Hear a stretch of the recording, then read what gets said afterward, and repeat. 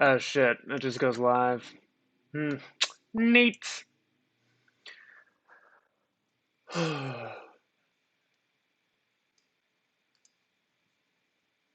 Alright, well.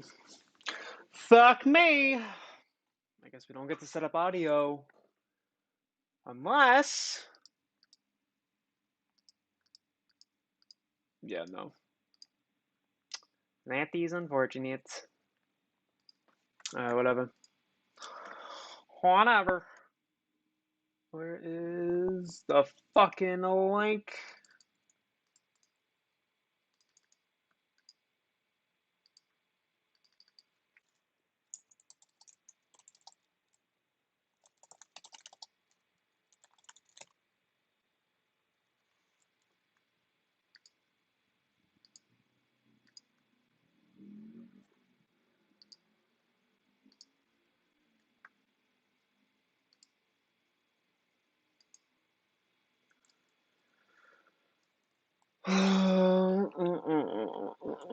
Oh, shit. Mr. Fucking, why can't I have the fucking link? Oh, I'm getting demonetized so quickly. I don't give a shit. Fuck you, YouTube. This is bullshit. Give me my motherfucking link. Please. For Christ's sake.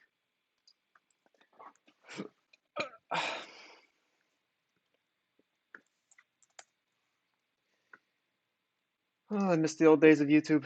This is fucking bullshit. We got that. Okay. Live. Come ask questions and laugh at my lack of sleep and patience. Smiley face. Bada bing, bada boom. Let's see what the fuck happens. God, I wish I could have some fucking. I wish I had music for this. This is just fucking stupid. Oh, I'm a musician. It's fine.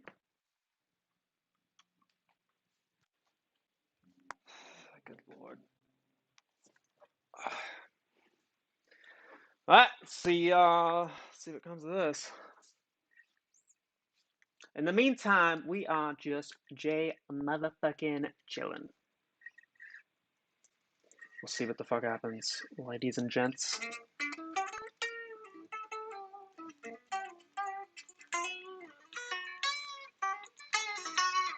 Actually, you know, God damn it. It's only fucking 10:30. I shouldn't be yawning. I was thinking, this is, at least from surface level, these lines right here, these curves, the longer one is the T plus 34 date. So if there was a buy order submitted here, it's not being fulfilled until today. I mean, this is literally how fucking long it's going to take for a buy order to make it through. I mean, there are no shares left, okay? No fucking way, no how. It just doesn't make any sense. By the way, this is definitely not a G-rated live stream. I'm going to curse and come up with every profanity in the book. I apologize. But fuck you. There are no shares left for any of this to be making sense, because if there were shares left, we should not be seeing this. This number right here, which by the way is just now starting to be pushed down, which is covering, by the way. This is The excess in how do we put this? When a market maker fulfills an order, okay? That's why brokers would contact you. Yeah, exactly. Yeah, excellent point. Um, there's such a liquidity crunch for things like AMC and GameStop, uh, and you can see it happening right here. Okay, so this is the net short volume, and this is the total volume, and you can see that even since fucking what is that? Yeah, all the way up. Yeah, ever since regulation really started kicking in, like your 005s and your 008s, or 005s and 002, I don't think was implemented back then. But like, it's made this I mean, it's happened in the past, but 005 and all of these other um, auxiliary auxiliary regulations kicking in have allowed those in control to turn up the aggression, so to speak, so that instead of letting this giant wedge draw out for fucking 5.5 months, it seems as though that now they can push the envelope on it. So the point of what I'm saying, because I go off on tangents way too easily, is that what you're seeing here is a literal liquidity crunch, and when you have events like this happen, uh, there are either little to no shares, or there are little to no shares. That just doesn't. There's no exception for this. If people are buying in mass and there are no shares to deliver, sound familiar? A little bit, maybe. So as you see this number down here, what appears to be a massive negative head towards the positive, this is what covering looks like. And if you look at the last time this happened, can I even zoom in on this? StockGrid has the worst charting tools. I take that as a no. Okay, well, if you look at the last time this happened, was on late May, which is when we finally saw price start to rise consistently. Uh, we didn't have this bullshit. Like, you see this, like, anybody that was there for 801, 1001, 1401, 1458. The list goes on and on and on at the price levels that we just kind of jerked off at for the longest time, because there was so much manipulation going on. It still is. But back during these times, it was so bad. Like, if you ever look at AMC and GameStop during the like after hours, um, I'm not even going to attempt to pull up Webull because I know I'm going to leak something. But if you ever look at AimStop, GameStop, and or AMC during after hours where there's little to no volume, you'll kind of just see barcoding, right? And it's like 1 to 10 shares being traded at a time. It'll look like literal barcoding. Yeah, take that visual and apply it to Power Hour on March fucking 15th. Okay? Uh, Around March 15th, March 16th, if I'm recollecting this correctly, we just fucking barcoded at 1401. I could probably find it on here. Or was it 1301? Yeah, somewhere in here. Like, you see the candle widths on this? Like, this is literally where we were stuck at. This didn't move. This was just stagnant all day. Like, you had millions of people wanting to buy this. Okay, the demand and the sentiment for this was not accurately represented on the charts. And everybody knows what was going on. Really, you don't need to be a market expert or know about, federal regulation going into effect, or how ebbs and flows and capital allocation and leveraging your position to maximize your exposure to a long position. Like, you don't need to know any of that to know that this does not make any fucking sense, people. So we've seen a lot of really just blatant fuckery before. Um, to circle all this back though, when you're in the net negatives by $30 billion, God, man, like the when does that become okay? Like, I don't, if I blow all of my fucking portfolio and margin on Tesla calls, ring ring. Excuse me, Mr. Astro. It appears as though that you have blown your margin account just way beyond fuck all, sir. So yeah, we need 50% of your total account value in your account within the next 24 hours, or we're gonna liquidate your entire positions. Whereas these motherfuckers instead have this courtesy, you jerk me off, I jerk you off thing going on with prime brokers. There's just always an out for them. And to an extent, I can understand it. Like, if you ever look into social contract theory, when it comes to how governance and it's just social contracts in general, right?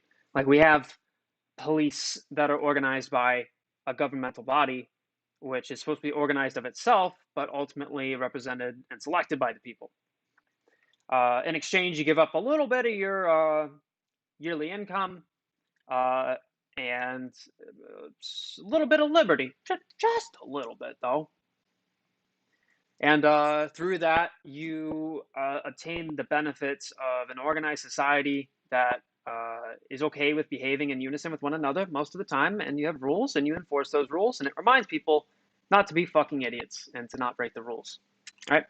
And that's kind of what the SEC, FINRA, the OCC, whatever acronyms you want to come up with, regulatory bodies. That's what these people are supposed to be, and it's just gone in the complete opposite direction of what the inception of these bodies was supposed to be.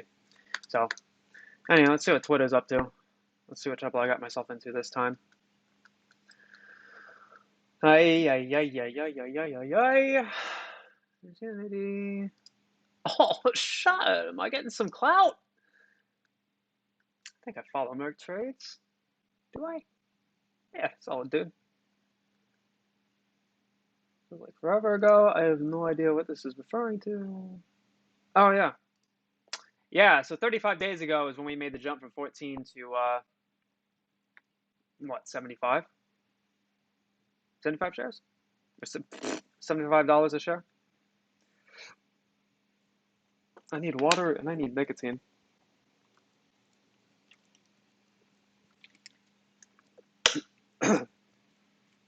Shut it!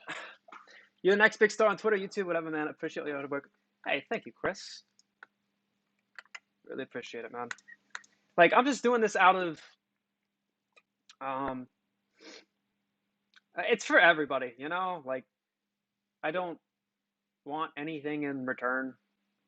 You know, I'm just kind of doing my thing. Honestly, the attention is more than enough because God knows I don't get enough of that. But at the end of the day, like, you have to understand, like, only 6 months ago, if that, the way that I got started in this was, I heard about the GameStop situation that was going on in January, and that caught my eye just because I didn't quite understand what was going on. But I was seeing the boatloads of money that people were making, and it was just uncanny to me. So I looked into it. I had a Robinhood account that I had made that I just kind of like would passively put money into. It wasn't anything serious. I had no idea what I was doing. Like, I just fuck off, you know. And when I started to realize what was going on, that was I was going into mid-February. So you had like wheat stocks kind of having their little run, and so I was kind of just getting involved with that, and I was on Sundial of all stocks, right? And so what I did, and again, I didn't know what I was doing. I heard something on Matt Core stream pertaining to calls. I didn't know what a call was, uh, and given my feeble-minded uh, being, I I'm sure somewhere in this story, I thought it had something to do with like literally purchasing like a call of some sort to Sundial, like a ring kind of call. Anyhow, all I knew is that if I bought calls and the thing goes up, I make a lot more money than if it were to just go up, then I was just long through shares. So I think I bought like $50 in calls, like way out of the money, and lo and behold, Sundial had a really high short interest, and given the attention that wheat stocks were getting, Sundial was one of the first ones to blow up because it was a penny stock, still is a penny stock. But you know, people buy into it, and because it was a penny stock, it was really easy to move around as far as pricing goes. Bada bing, bada boom. Next day, I made just shy of like $800, give or take. Um, I didn't know what I did. I didn't understand what I was doing, and I was super paranoid to sell the calls because I thought I was then going into a call naked. So I was very confused and had no idea what I was doing. But the thing that really set it off for me, thank you for all you do, appreciate it. Thank you, Jay Poon. Mr. Poon. I wish I had your last name. That would be a lot of fun. If I had the last name, respect. Since the only way to combat the shorting is to hold, which we are doing, then realistically, how long can these hedge funds keep shorting AMC? Have I always, hey, fuck you, Brett. Fuck you, motherfucker. Since the only way to combat the shorting is the whole, hedge funds keep shorting AMC. So here's the problem with being short on a stock and not just AMC in particular. When you go short on a stock, you're essentially opening up a loan. It's like owning a margin account and going long. So if you're on Robinhood or Webull, I hope that you're on neither. But if you go or own a credit card, you know, when you go and start making purchases on this card, or you start opening positions in this margin account, there is a certain level of capital that you're allocated so that you can hold positions that your standard amount of capital that you actually have in hand wouldn't be able to provide for. So Webull will give you up to 2 to 4x leverage on your margin for certain stocks. So that means that as long as you have at least $2,000 in your account, which I believe is a SEC related thing and has nothing to do with the broker, then you are able to leverage up to $2,000 to $4,000 through Webull on stocks that it permits. It's the same thing with going short, because when you have a margin account, you're also paying interest rates on this. Okay, shorting is the same thing, where if you decide to go short on something, you are paying a certain APR, a certain interest rate associated with these loan shares. And so, anyhow, to make a long story long, when you are short on these stocks, any stock in general, especially as they begin to rise, because not only do you have other people looking to short it because it's going higher, which means it's more prone to falling, which means it's more prone to being profitable if you're taking a short position. The cost to borrow is going to go up because people who are loaning these shares out want to make more money on these shares, because if there's a higher demand, that means that you can charge a higher price. Supply and demand, they equal out. You get the gist. So, you know, depending on the type of loan, you know, the interest rate might go up, it might stay static, but you're still paying a residual cost by owning a short position or by taking part in a short position. So yes, you know, you can theoretically, you know, stay in that short position forever, but with the margin implications that come of that, because if it's seen that as the stock goes up, your value of your short position goes down. You are now losing money as the stock goes up, the same way that you lose money if you're long on a stock and it goes down. The only difference is that if you're long on a stock, the most you can lose is the stock going to zero. But as a short, gotcha, motherfucker. The most you can lose is the thing going to infinity, and that's where the inception of the short squeeze comes along. Um, so yeah, a lot of oddities that come with going short, and that's why you try to stay away from it. Not a good idea. Can you explain your tweet about every quarter of the day? Yeah. So this is where things get really odd. Hold on. What the fuck? That's why I just had. Yeah, there we go. This vape is definitely not like 3 weeks old and been sitting on the floor. It's burnt to hell, but it's all I got. Okay. So oh, and the final note, real quick, pertaining to holding as a counter action to the shorts. Eventually, there is a tipping point where your losses from the stock going up while you're short can force your broker or whomever loaned you the loan to look at your balance and be like, yeah, buddy, no, you don't know what the fuck you're doing. Give me my money back. Plain and simple. And so they will take your long positions or any other profitable position that they can use to obtain their funds back that they initially loaned you. Welcome to capitalism. Okay, so yeah, the quarter day theory. So this is something that's, I mean, literally was incepted, inceptioned. What's the word for that? What's the verb for inception? That's the noun. Yeah, this is what sleep deprivation looks like. This is bad. This idea was spawned today, like within the past couple hours. So it's very, very convoluted. Delicious. So the yeah, let's get into it. It's a lot.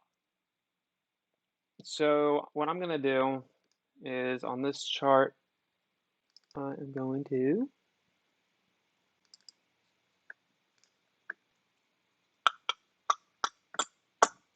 you mother cunt bitch, let me change. Where's the settings? Why can I not change anything? No. No.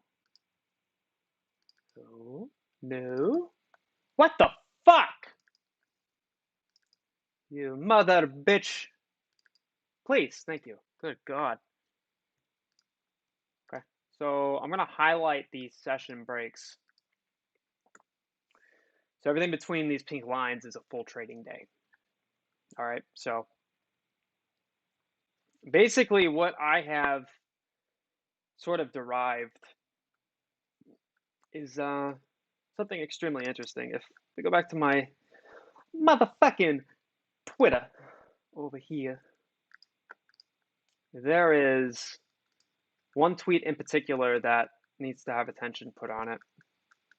Because this is what drives the point home. This is kind of the foundation for what this theory is. Essentially, what I'm postulating is that there is one algorithm that is being used to mitigate the damages of covering as much as possible. And the only way that you can do that is by taking the stock completely such that your short position that you have just been rehypothecating and averaging up on becomes profitable. Okay, so if the stock went to zero, this giant short position that's been held since January and prior would begin to have a lot of value to it relative to what it is currently. Because paying at, 60 some dollars a share, 50 some dollars a share, you're way in the negative, especially with the what appears to be naked shorting that's been going on, because now you're shorting for more than what should have even been available, right? Which is why you're going to see the price go to that of what was never believable. Okay, it's an equal and opposite reaction, net zero sum system. Okay, that's what people forget in the stock market. It goes both ways. Every time that shorts make retail sell a bunch, right? If there's a massive just sell off, okay, that would be returned.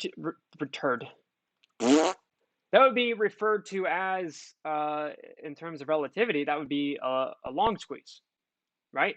If you're a short and you're trying to profit off of longs getting rid of their position, the inverse of that would be us longs wanting to see shorts get rid of their positions, which means they're covering, right? Which means the stock goes up.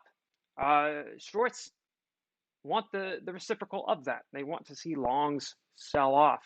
That makes their position more profitable.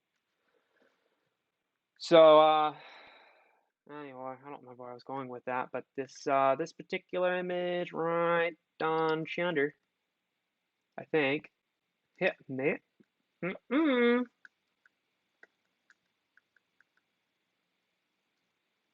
Yeah, right there.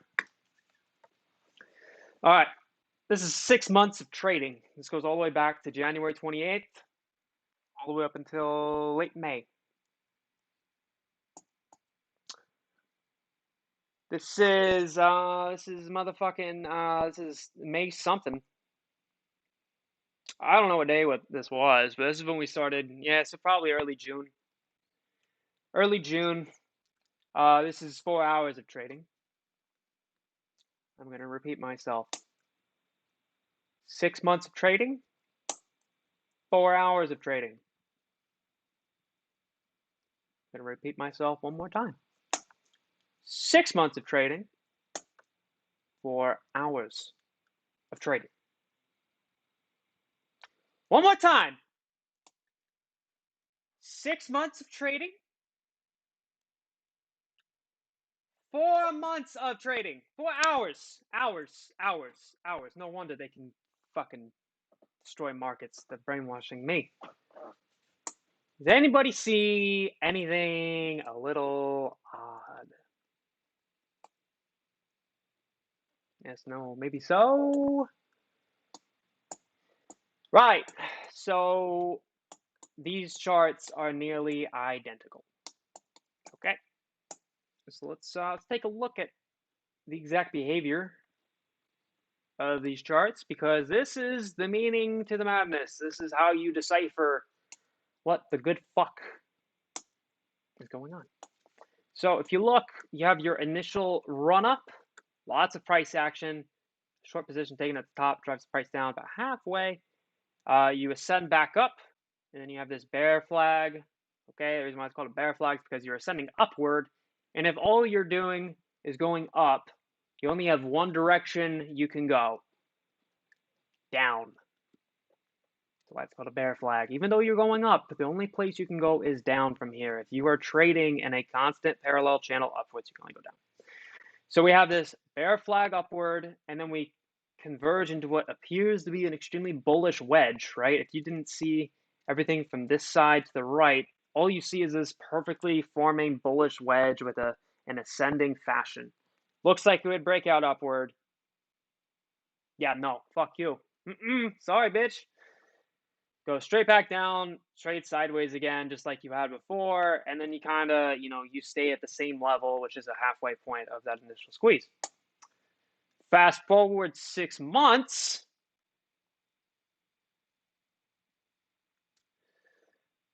Well, you have your major price action moving upward, fall down, new short positions taken, rise about halfway up, trade sideways, ascending pattern, bear flag, looks like a wedge. Oh my god, holy shit, tits and balls, we're gonna break upward, new highs, and nope. Same shit. Break downward and downward, downward and downward. Okay, But shortly after this squoze from here, okay? This is when AMC was at $9.20. Could you ever imagine? So when I realized that this was the same pattern on a 4-hour level as it was on 6 months, okay? 6 months is 30 days. It's 180 days times 24 hours. We're going to use 20. Let's just call it, if we're at 180 days times 20 hours for simple math, that's 400 hours, roughly. Because I'm too tired to do anything beyond that level of arithmetic. 400 hours, 4 hours. 400 hours, please? Yeah, 400 hours, 4 hours. This is 1% of this. This chart right here represents 1% of this chart as far as time goes. Okay? So if 1% of this looks exactly like this, it's not a matter of if anymore. It's simply, these are fractals. These are the same pattern over and over and over and over. And if you don't believe me, can anybody see what's going on right now? I mean, this is just going back to June 11th.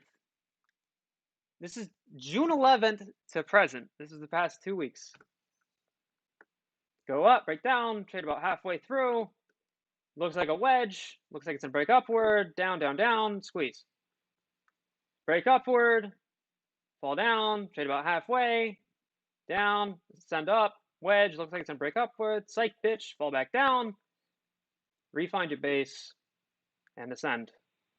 Okay? Give me any point. I'll show you exactly what part of the fractal it is. I mean, here you go again. It's there you go. Look at this. Break up, down, bear flag, wedge. Looks like it's gonna break up. Nope, psych bitch. Down, drop, consolidate. Same shit. Looks like it's gonna go up. JK, sorry dog. Same thing. It's gonna mirror itself somewhere. The caveat behind all this is that this is all one giant delta neutral trade. This is, whatever algorithm this is designed to literally mitigate the cost of covering. If you look at the chart, I doubt the person who even asked me to explain this is still here, because I can't keep a concise and focused thought worth a fuck. Do this one. Yeah, look at this. I want you to look at something. So you're not going to look at the line. You're not going to look at the chart necessarily. You want to look at the gaps that spawn from this chart. You want to look at the area of the chart, not the chart itself. What do I mean by that? You want to be looking at things like this. This area right here. Okay? You see how the area right here is almost that of the area that happens right here? Okay? Now, when you're dealing with charts like this, if you've ever done calculus or any form of, I don't know, maybe they taught it in algebra too. I fucking dropped out of high school, so I don't fucking know. I really don't. Although I did try to teach myself calculus one time inadvertently, and this is what I realized. If you were to calculate the x and y axes of a graph, just like how you would in calculating the area of a square or a circle or whatever, geometrical phallus you choose, multiplying x by y is calculating area. Yes? Okay. So by doing that, you are calculating an integral. An integral is the opposite of your derivative. You are integrating another dimension into your calculation. Therefore, you are tracking the net value of two dimensions at once. Okay? And through that, you can start to determine some information. For example, if you wanted to figure out what's going on from this price level, okay, and everything here, in between here, You can essentially derive that the area of this curve is going to be responsible for a certain amount of volume that's going on, a certain amount of price action that happens with this chart. Now, here's the key. Everybody's always talking about how, this was the fucking meme for God knows how long. We had this giant wedge. It's a wedge. Wedge. Fucking like March through May. Wedge. Wedge. Like, yeah, okay. It's been like 4 months, dog. Chill. Chill. It ain't going nowhere. It's still a wedge. Yeah, you've been saying it since fucking February. It's still a So here's what a wedge is. What it actually is, not just your favorite three-sided fucking geometric shape. When you have a wedge, anything that is bouncing between highs and lows like this, that has a consistent trend to it, both up and down, what you're actually witnessing is the compressing of two sides of the trade. You have your shorts and your longs, okay? Now, when you see price action start to compress to a singular level, that's when it's time to nut up or shut up, okay? If the stock is meant to go up, longs are going to step in more than ever. It's going to be more buy pressure. If the stock is not meant to go up, shorts are going to step in and decimate the longs, okay? So in the same way that you have stair steps up and elevators down as far as price action goes, it is much easier to drive a stock down than it is to push it up. It's a fairly known phenomenon, okay? People are much more prone to remember being burned than they are to being healed. That's how it goes, especially when there's money involved. I need more water. This is not acceptable. I'm gonna die. So, looks fresh. So, in the same way that, yes, it's easier to knock a stock down than it is to push it up. That is where your exposure to risk comes into play. Yes, it is easier to push the stock down than it is to push it up, but the risk to reward, the natural behavior of this is that your exposure to risk is unlimited for being short. Okay? Which on the inverse means that your exposure to profiting is theoretically unlimited by going long. Same way with going short, though. On the inverse of that, your profits are limited to the stock going to zero. Okay? It's all meant to be an ebb and flow. So when you see a wedge like this, it's a literal consolidation. I know we throw that word a lot around in this community. It's a literal, it's a showdown. Are we moving it up or down? And the more pressure that is built up, as you were to progress through this wedge, it's the same thing. And both sides of this trade are open to losses. So that's when you're going to see things break up or break down. The point to this, yeah, he's definitely not here. Whoever asked about this shit is definitely gone. The problem with what I'm seeing here is the same way that we see a wedge throughout this orientation horizontally. We also have wedges forming vertically. Sounds very odd, but let me explain.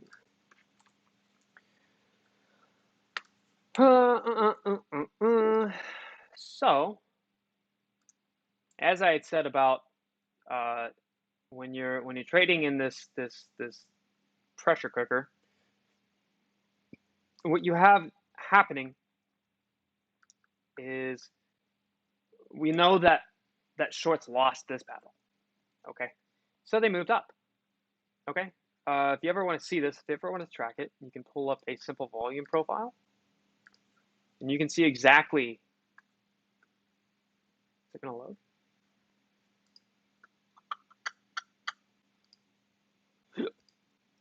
There we go. So you can see exactly where most of your volume is traded. Yellow is short, blue is long. And this gives you a really good indication as to where most of the shares were purchased and or sold at. So you can develop a sense of what's going on in the minds of other traders or algorithms when you have price fluctuations and just volatile movements. Typically, you're going to find yourself moving to a larger volume-based part of this volume profile. So when we broke out of this $14 range, shorts reestablished up here. Okay, they reestablished their positions up here. And so you're going to see similar movement. Now, because we moved up this high and with this much aggression, long money is going to be facing exhaustion. So, of course, we're going to probably dip a little down. You just had a 300% gain in a matter of days. Okay, that's a lot of money. Okay, people are going to sell, whether you like it or not. It's how the market works. Okay, everybody has their reasons for being in this. Some people don't share the same ones you do. It's how it is. Doesn't matter. Capiche? Fuck it. Some people are selling to secure profits. Some shorts are de-hedging. Okay, if someone was short down here, they may have had calls purchased up here or other shares purchased up here. So now they're going to sell those to realize their hedge. Point of the matter being is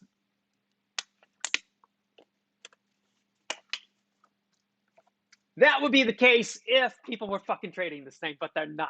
This is not people. This is not people trading. This is the same pattern over and over and over and over and over. Okay, remember this whole delta neutral idea I was proposing of how it's the same trade that seems to be happening. Okay, there's no way any stock is left, no authentic stock that the fucking clearinghouse is gonna sign off on when your name shows up on owning said share. Okay, there's none left. There's no way. Zero possibility. Zero possibility. After seeing this right here, a negative $30 billion net position in the fucking dark pools, there's no way. Just doesn't fucking work. Just doesn't. You can't. How? I'll tell you how. Either retail owns all the float, and the idiots who've been trying to fucking short this thing since January, okay? You still have not accomplished their mission, and their egos are too big for them to cover. Okay, so now they're just rehypothecating and kicking the can down the road. Same old song and dance. Okay, retail owns the float, and the rest of the idiots who are trying to short this thing are too stubborn to give in. It's a stalemate until Papa SEC or Papa OCC, or I don't care at this point, somebody who has the balls to do something, because thus far, any regulatory body has done jack all. Anywho, there's just no way. There's simply no way. If all of these buy orders are being offloaded into ATSs to later be covered for within 34 days of being registered as a buy order, there's something wrong, people. There's something wrong. Something doesn't add up. So anywho, same algorithm. You want to know why? I'll show you why. Fairly simple. You see how if we take a trend line of the price action right on Chandler, okay, gonna do this. Fairly simple. Let me make sure I have this fucking right. Okay. God fucking damn it. Okay, alrighty. Let's fucking close enough. Okay, so if you were to imagine this line that I just illustrated as a crease in a piece of paper, okay, and the paper is the price chart, and you were to fold the price chart on itself like this, okay, you would find that this slope right here and this slope right here would be relatively the same. Okay, these kind of equal out. Now, we can get into the geometric semantics of this and look at volume and blah, blah, blah, blah, blah. Doesn't fucking matter for this illustration. If you were to close these together, like such, all right, you follow? All right, so now we fold it like this. All right, now you take that same shape, here, all right, and then you're gonna fold it again like this, right yonder. Okay, you're gonna have the same shape. It all comes out to net fucking zero. It's uncanny. No matter where you look at this fucking thing, it seems to always have a way to have this like pitch perfect means of having the most frictionless transition between rehypothecation and just general buy pressure. It's uncanny. Like, here, I'll show you something. You ever wonder why like it feels like we're trading sideways some days? Something just feels odd. You feel like you've seen this one before because you probably fucking have. Look at this. You see how this is like a mirror of itself? Okay, this being the center line. Okay, center line here. And then look. I mean, you tell me. You tell me, people. Look familiar? Possibly, maybe, perhaps, potentially, plausibly. At all.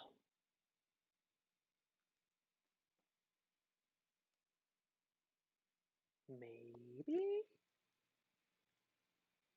Possibly? Perhaps? Potentially, maybe?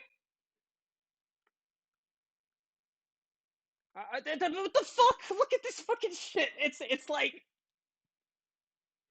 one of those fucking psychology illustration things. I'm gonna need one of those fucking soon after seeing this fucking shit. Like, I didn't even know this one existed. Let's just fucking look. I haven't done anything to this fucking chart. This is it. This is it. I mean, this goes all the way back to July. Okay? This is after COVID became a thing here in the States. So this was definitely when this aggressive shorting was starting to be had. I'll find you one that's recent. Yeah, right here. Look, I mean, what the fuck? I mean, look. And then, there's how do you just like here's your center line, here's your movement, more movement over here, same baseline, same supports. I mean, it's flip-flops right here. You see this? You see right here? This is descending or ascending. And same thing. I mean, it's just, but then it descends over here. This shape right here is the mirror of this.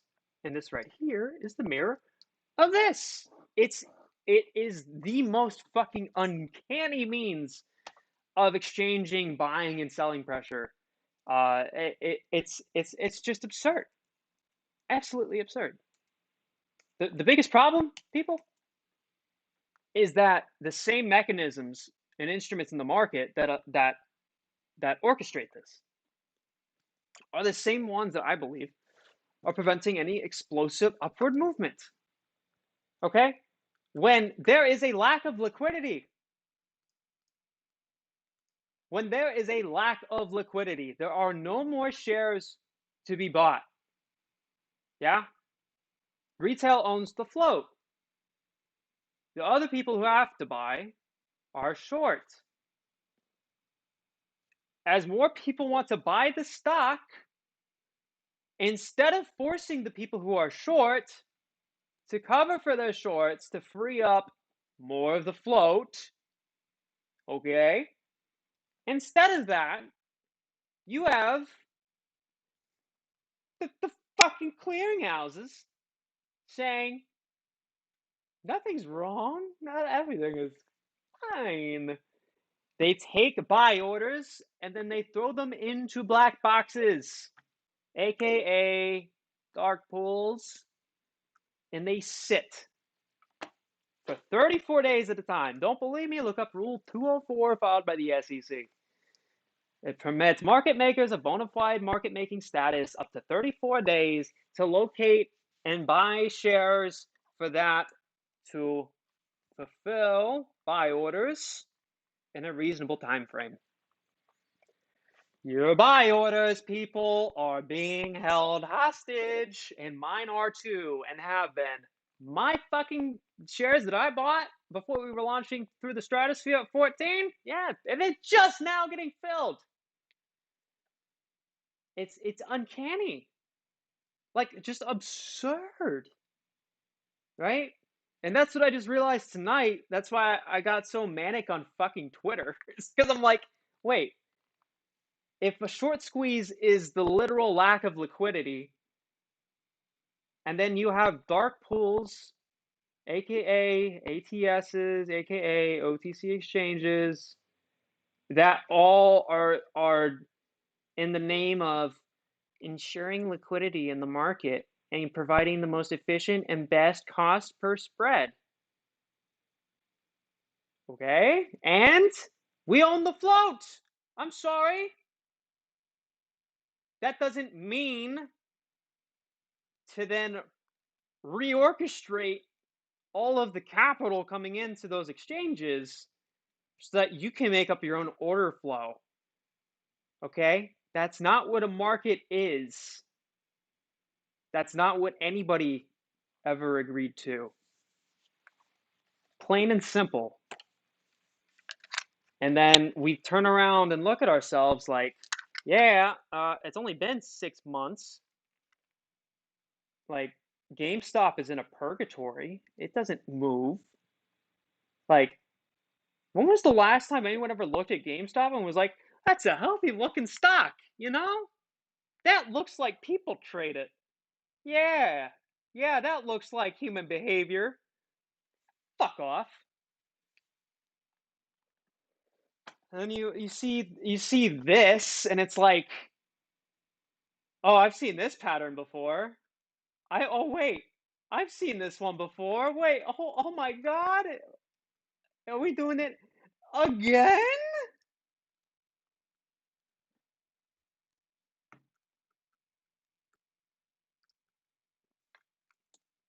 Again.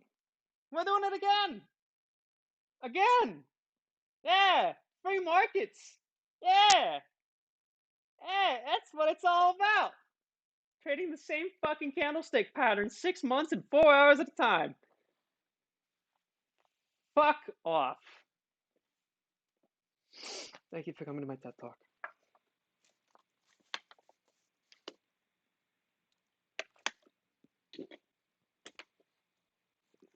Unfucking real, man. Unfucking real. Let's see what Twitter's up to. Who did I piss off tonight?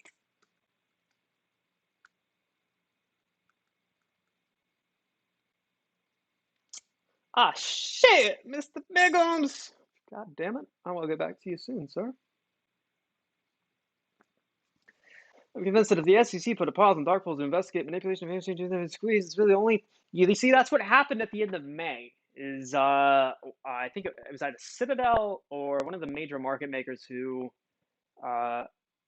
is a part of whatever fuckery is going on was literally banned from the ATSs from ARCA, the dark pool exchange for the NYSE. If 20-day clock start ticking. No. Nope. Already in effect. But for some reason, someone got a little too greedy in that that unlit exchange, got the boot for a little bit, got a little timing out, just a little timeout, and then, oh, would you look at that? The fucking price goes up 300% in a matter of 2 weeks. Who would have fucking guessed? Yeah. It's almost like the stock that has a lot of demand for it, so much demand that It's created a liquidity crunch. Uh, Created a liquidity crunch for those who maliciously and benevolently fucking shorted it had to cover. Huh? Oh shit, Bucko. Fucking unreal, man. This is what I mean. Like how it just doesn't. Ay, ay, ay, ay, ay, ay, unfucking.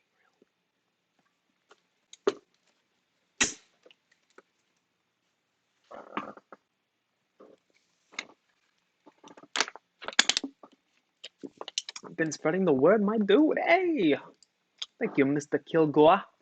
I appreciate you. I appreciate you.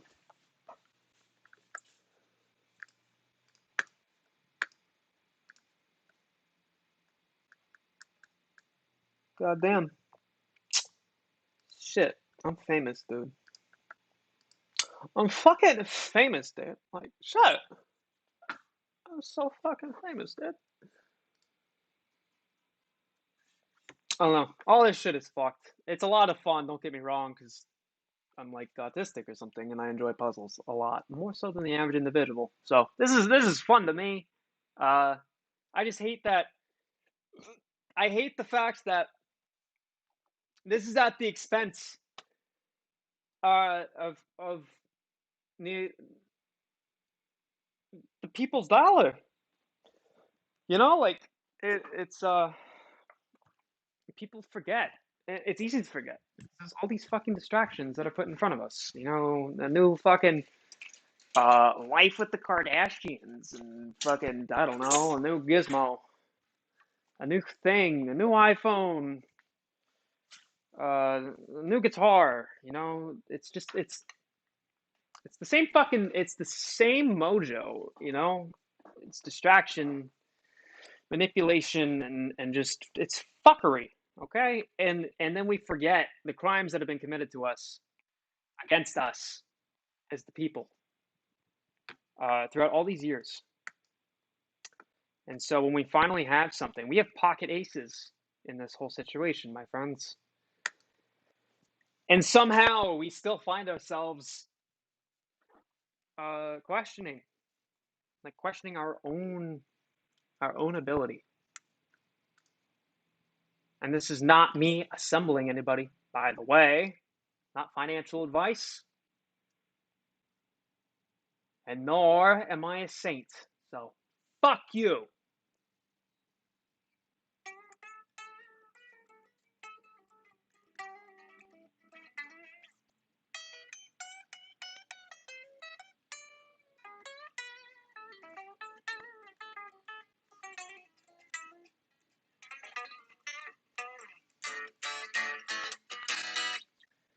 You are good at the puzzles. You know, I like to think the same thing sometimes, but then I realize I'm not.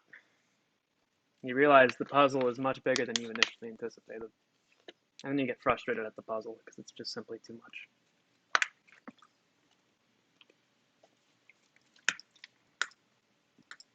But I appreciate the compliment.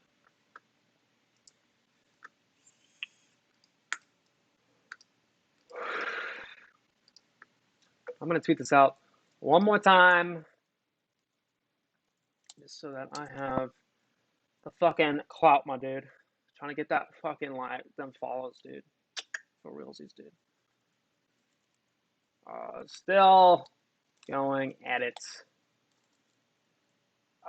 Come bask in the sleep deprivation and stock market theorizing. Close enough. Close enough.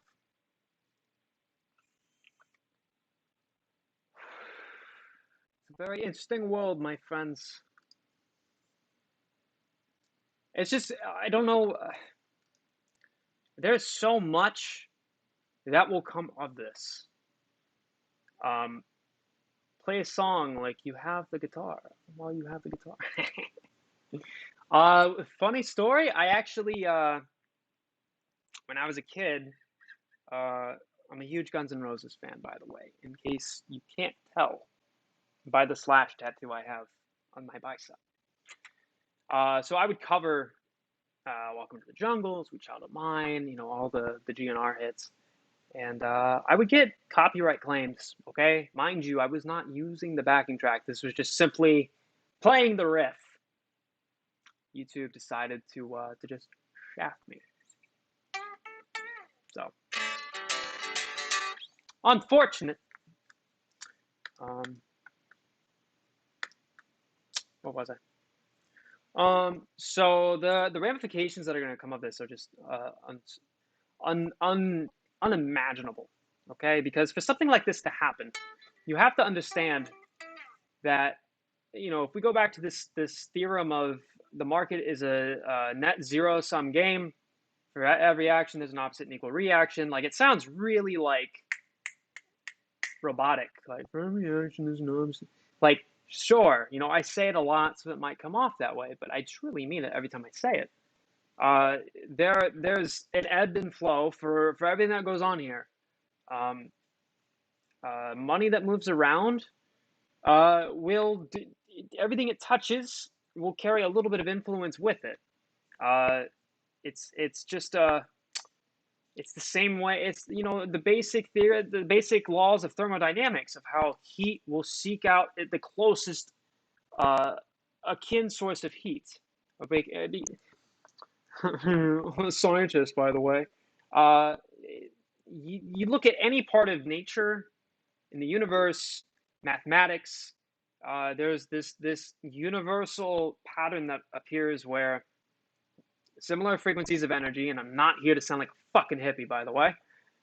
Similar frequencies of energy will typically reverberate themselves to that is constructive or similar to. It's just a matter of finding what is the common denominator. It's plain and simple. You're going to see the same thing in markets. So when will they have to start covering the FTD since we are now above the threshold? Is it 36 days, or are those already the process from days of before? That's a very interesting question. Thank you so much for asking that, because I totally forgot to address this. So if we do this little thing real quick, I'm actually curious if there's any new data. So I'm going to run this in front of all of you people.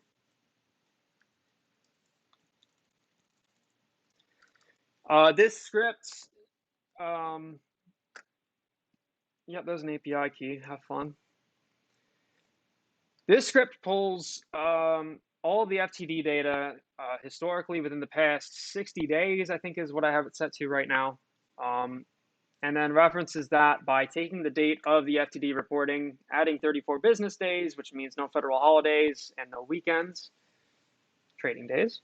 And then spits out that date. And obviously, if it says today, that's going to be today's FTD date. So on May 12th, and this is technically 5 hours ahead of my current time. So this is like 4:30 in the morning that this script is referencing.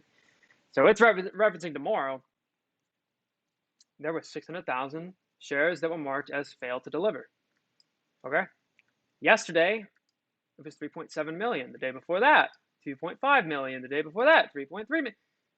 What's odd is that, last week I called for us having the movement that what happened today was supposed to happen Friday. Okay. If you look back on my Twitter, I mentioned that this would be like the killing blow to hedge funds, because with options expiration and all the other derivatives fuckery going on, they are selling out of the money calls because they know how the price action is going to move, because at the end of the day, they're ultimately the ones who are routing all of this fucking liquidity to ATS exchanges. So they know what's going to happen with the price. It's the same old song and dance. So they'll sell call options that don't have shares to back them.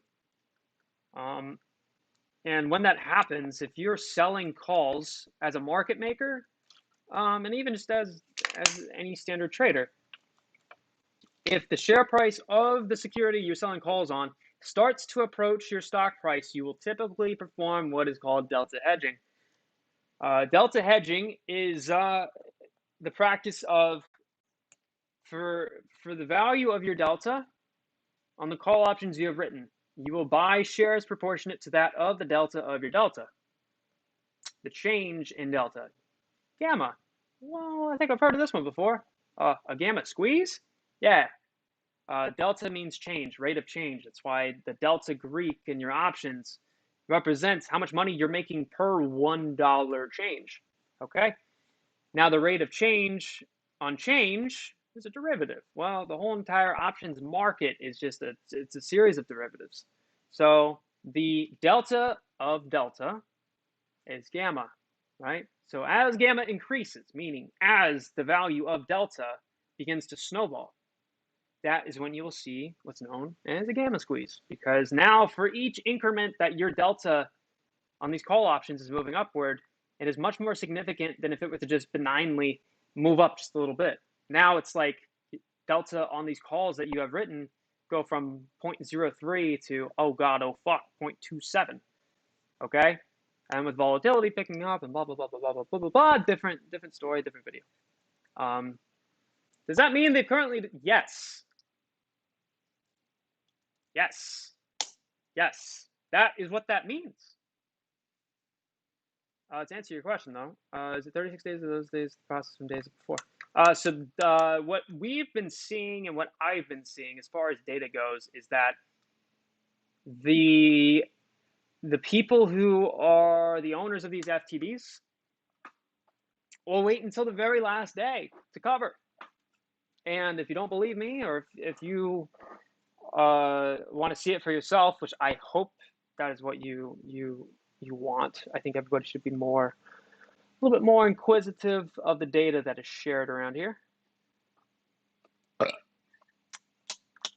Tasty. If you go back 35 days, or excuse me, 34. If you go back 34 days and go to, this would be, oh shit, where did that go? Yeah, so if we go back to May 7th, is that the right date?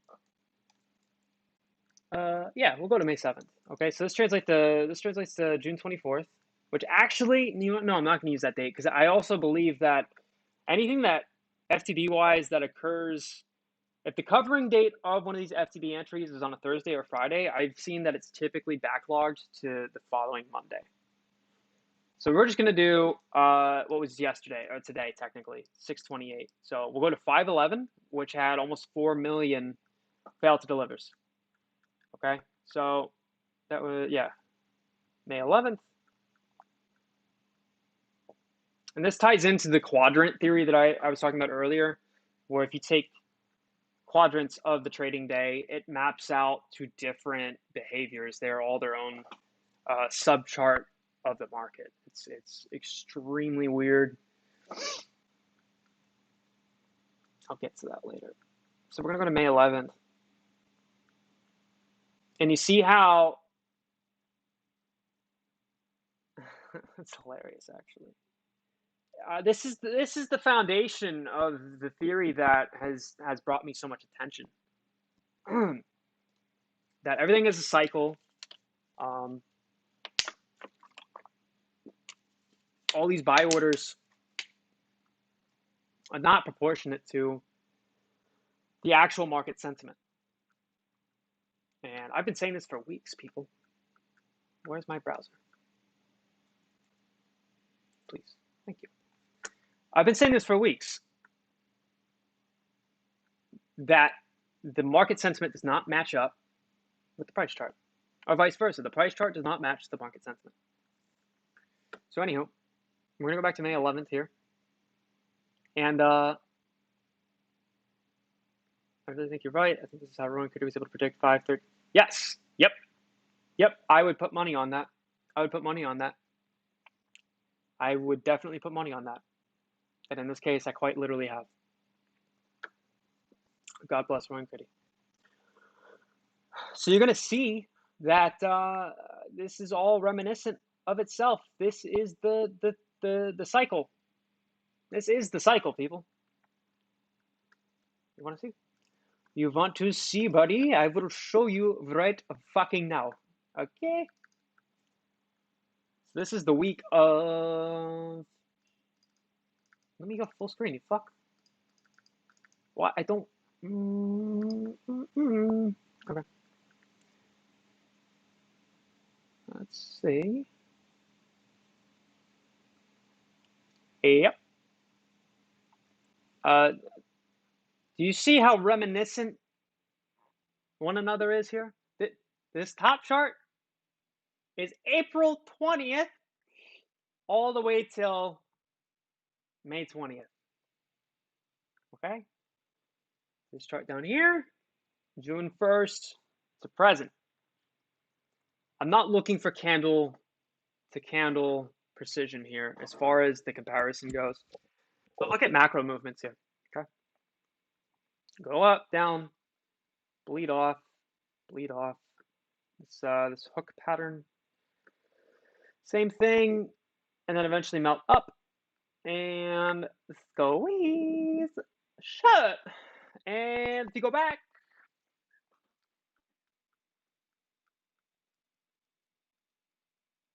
a little bit. Remember late May? You're gonna see that in here too.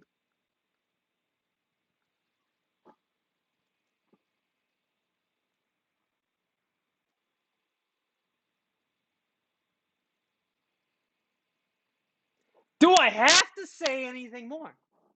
I mean, really, it's the same fucking thing over and over and over. The killing blow that they got on GameStop, I'm going to tell you right now what it is. They got the volume to be so low, and whatever fuckery they've committed with the options chain is the most important. But because the price point of GameStop, it is too high for that of the standard retail trader to be able to jump in on. Okay? $250, $300, $350 a share. Like, I love the fact that GameStop, the beloved store that I as a kid would go to for Pokemon Easter egg events, like, I would go and get Call of Duty at midnight releases with my brother. I got a lot of fond fucking memories of that place. Okay? To see them go from the verge of bankruptcy, being called the blockbuster of the video game world, to them blast all the way up to 600 something dollars a share. Priceless. Literally. Full pun intended.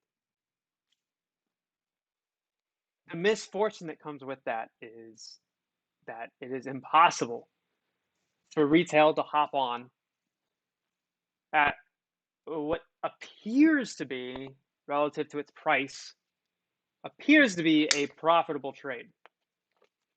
If you buy half a share, even that is counterintuitive, because if you're buying fractional shares, they all get bundled together when they're sent off into the dark pools. And then it just becomes a matter of matching your buy order amount and optimizing that to the lowest seller and filling in the gaps in between and minimizing the bid-ask spread, which ultimately hurts the stock, by the way. The point, however, is that when GameStop is that high of a share price, let's say theoretically it could go 1,000% plus. Theoretically, not financial advice, fuck you if you're trying to get me for that shit. Let's say it could go 1,000%, sitting at where it's currently at. If it's sitting at, what is it, $200 a share? Call it $200 a share. If it's going up 1,000%, that's $1,800 a share. Okay? So if you went to the standard person and was like, hey, give me $200, I'll turn it into $1,800 within the month, they'd probably be pretty okay with that. Well, what if they didn't have $200? Here, give me $100, I'll turn it into $900. Pretty not bad. Pretty not fucking bad. Problem is that people that aren't exposed to this type of a phenomenon, the very essence of a squeeze, okay, especially with where GameStop is currently at. You have to understand that there was just recently, within the past week, a deposition document presented during the Robinhood class action suit, where the SEC went fully in depth to figure out what the actual sort of interest is on GameStop, and it's at like 226 fucking percent. Crazy. So yeah, even 1,000% is not that unlikely. But when you see $200 a share, and you're like, one, you're not aware of the fact that it could go 1,000x%. But two, it's like, oh, I bought half a share. Not very appealing. But it doesn't matter if you understand what that translates to as far as delta goes. It doesn't really matter. But AMC is the better entry point. It just makes more sense for more people.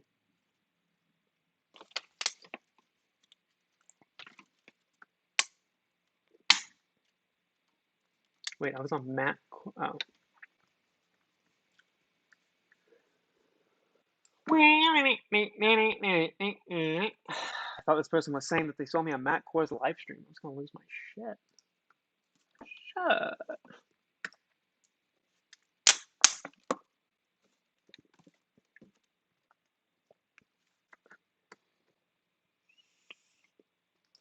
Yes, these have to be filled if you're watching the live stream. 110 fucking percent.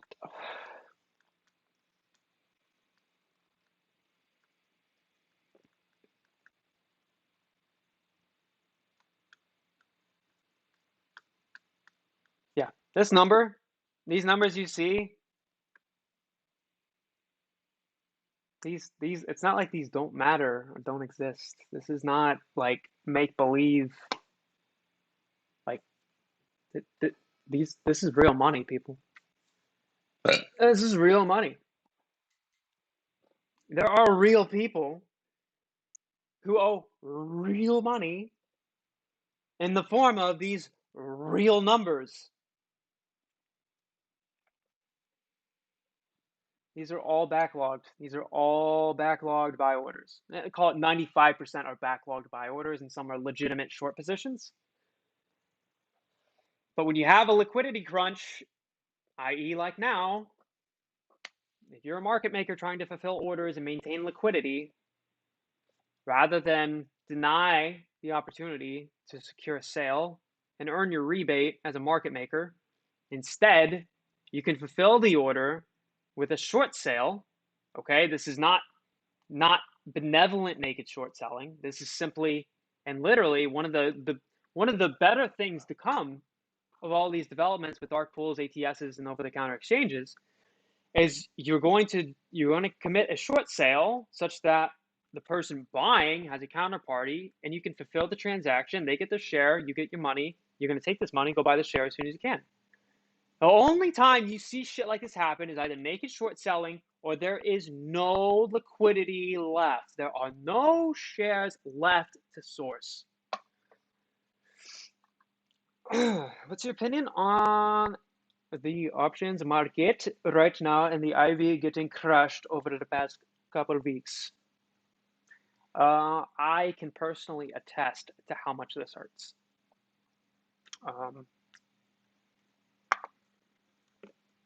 Your best bet is to actually convert to shares, unless, again, not financial advice, but this week, not a bad week, I don't think, to be in on options, given what I believe is to come. But, Theta sucks. Theta hurts. Theta's a bitch. What you can do instead is actually open a debit spread. If you open a call debit spread, or whatever direction you think the stock is going to move, so if you think it's going to go down, you buy your puts, buy a put debit spread. And with a debit spread, the distance of your spread between your long and your short, that dollar figure and your strike value, say you buy a call at 60 and you sell one at 65, that means that the most you can make from that trade is $500. Because if your 60 lands in the money, and your 65 is out of the money, well, you keep the premium you earned on the 60 by selling it, and you keep the premium on your 65 because you never had to assign for it. So the most you can make is the delta in those two. What's nice though is that by owning one long and selling one short, you are canceling out theta. Theta becomes irrelevant because the rate of decay doesn't matter. It doesn't matter because you have a neutral position on the stock that isn't realized until expiration. Therefore, theta is nada.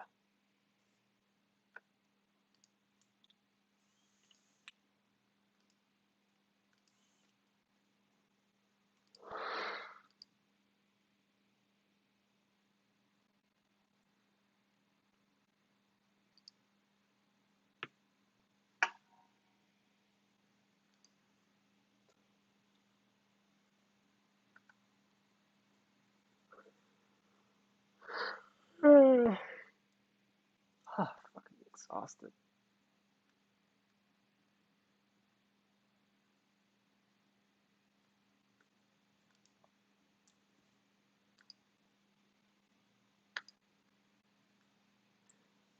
Okay, there's 13 people in here. Let's get some price targets, motherfuckers. Let's see what everybody's predicting. I'm curious. Let's see it. No using my own DD. I probably should not put that on live stream. Oops. Let's move the private conversations over here.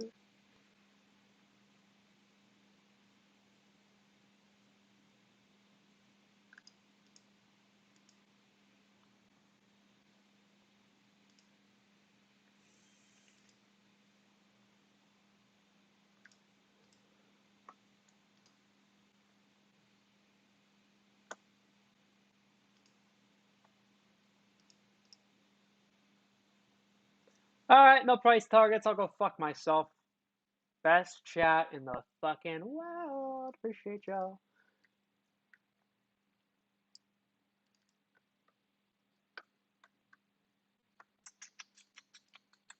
Yeah, I need to get the thank you, Ash, for going to bed. Good night, Abe Strong.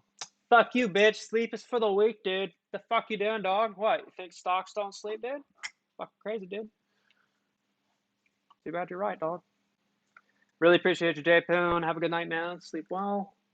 Don't fucking die. See you tomorrow. $60. I like it. I do like it. I'm actually. That would be my conservative bet, actually. Do you think when we break out of this wedge, could we hit 100 by next week? Yeah, I think we could hit 100 by the end of this week, actually. And let me clarify. People get butthurt in this community over, not even just in this community, just in general, and I understand why. But the proneness to being butthurt is so lopsided. Okay, let me tell you one thing right now. Whether it's the stock market or going to ask a girl out that you know is way out of your league, boy, dude, I don't give a fuck. I don't give a fuck. All right, you think I give a fuck? If you're assuming that your goal is unrealistic before you even go for it, well, no shit.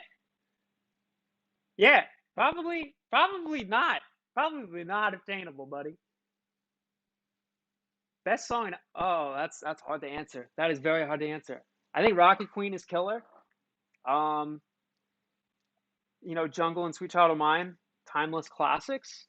But because you're asking about the album, you obviously know a little bit about it.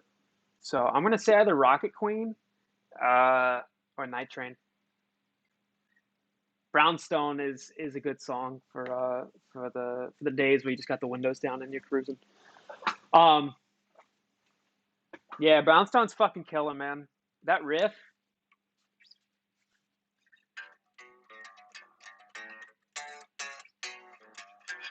It's just got a loosey goosey groove to it, man. It reeks of heroin and women and the Sunset Strip, and I love every bit of it. But yeah, if you just assume that, you know, one price target is too unreasonable, or that, you know, setting a date is inconsiderate, it's like it doesn't matter. It doesn't matter. So what? If you don't have the capacity within your own emotions to be wrong, okay? This is not the place for you to be. It just isn't. Like, whether you're doing the one and done with AMC, or you in this for the long term and you want to move it, you want to take the experiences of this and move it into the market as a whole. This is not the place for you. And that's okay. More than fine. But don't chastise people over encouraging optimism and having a a game plan almost. It's not I wouldn't give it the respect of a game plan necessarily. I think that's entirely dependent on the research behind it. But there's nothing wrong with some optimism, people. There's nothing wrong with that. If you're okay with being wrong, there's nothing wrong with optimism. Did you go over some of your tweets dealing with the 204? So the 204 is a threshold that's tracked by the NYSE, from what I understand. AMC, uh, how am I forgetting this? My man, how am I forgetting your name? AMC Bigums, my man. On Twitter at AMC Bigums does an excellent explanation of this, and he also has a really good write-up on Reddit explaining it.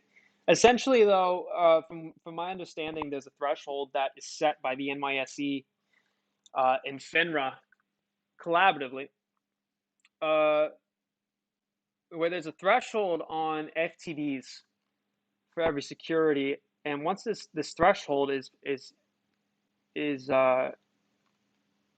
contacted,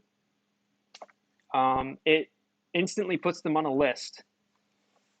Oh, sup, dude? He's fucking being passive aggressive with gifts, huh, dog? Let's see what the fuck he got, dude. So once you meet this threshold on FTDs for a particular security, you get put on a list. So it's kind of like a high profile, like, yeah, something fucky is going on over rat gender. So a lot of eyes on AMC for that, which could easily be another catalyst for this thing doing its thing. Forgive me for being dense here, but does this mean they have 34 days to close out the file? On a rolling basis.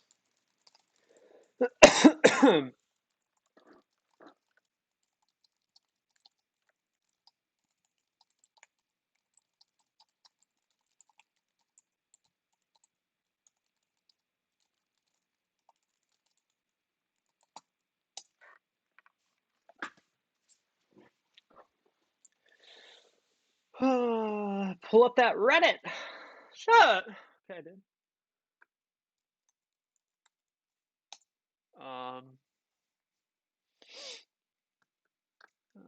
So they automatically have to be purchased if on the list for 13 days, so you can. Delicious. So just get off the list after 12 days and get away with it.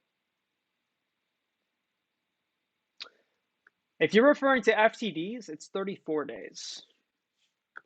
They have 34 days upon reporting of that FTD, I believe.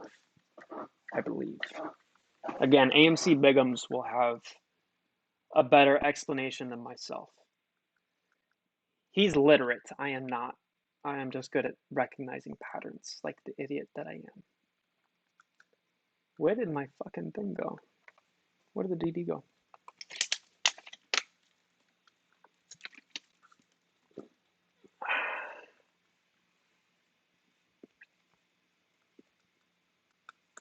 Mr. Bigums, where did you put the DD?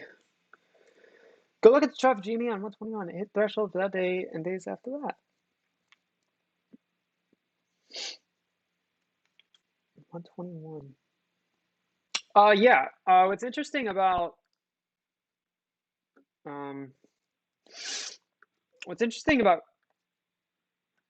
these regulation thresholds, well, this one in particular. Look at the FINRA report dates. Okay, the receipts for the exchanges on the FINRA shortages reports. I want you to do me a favor. NYC threshold list, I believe they say it is on the list for 13 days straight. FCDs have to automatically be bought. If you can find an excerpt on that and tweet it to me, I will love you forever. I'm actually extremely interested on that. That is extremely interesting. If you can confirm that, please let me know. Please let me know. What's interesting about these FINRA short interest reports is that days to cover. Now, I don't agree with the days to cover metric. As to me, it doesn't mean much. I think it's very antiquated. It doesn't match up with today's environment. Damn it! Does not match up with today's trading environment. It's a very antiquated metric. I'm repeating everything I just said for the past 30 seconds. But with days to cover, it appears that whenever days to cover is over 1, things get shut for the hedgies. Things are not good. Okay. So if you look, we're gonna go way back here. Way back. Take the reporting date, the release date, excuse me. Add 1. All right. Follow me. January 27th. Plus 1. I wonder what happened. I wonder what happened. Oh my sweet Jesus. Holy shit. Oh my God. I remember that day. You tweeted the excerpt. I love you. Give me a second. Let me have my moment on my soapbox real quick. February 9th. Plus 1. Motherfucker. Let's see what happens. Oh, shut. Got some movement. February 25th. Oh my shit. Okay, all right. 3 for 3 so far. March 9th. Well, goddamn, Skeeter. Would you look what happened March 10th? Okay, 4 for 4. March 24th equates to March 25th. I believe this was a weekend. Nope. Would you look at that? 25% gain. 5 for 5, bitches. April 9th. This was a weekend, I believe.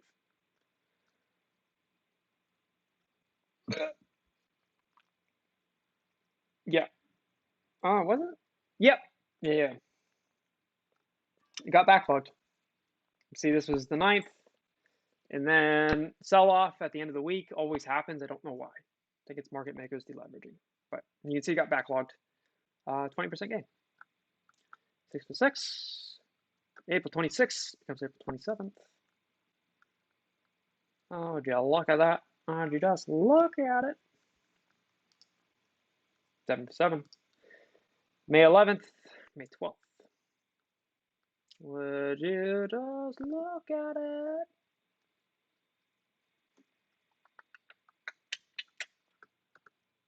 May 25th.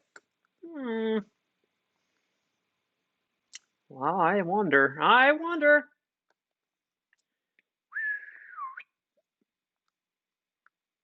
8 for 8. And June 9th. June 9th.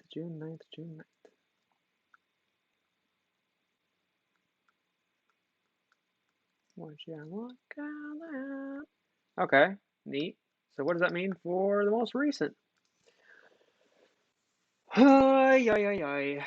June 24th. This is why last week I called for us having lots of upward movement.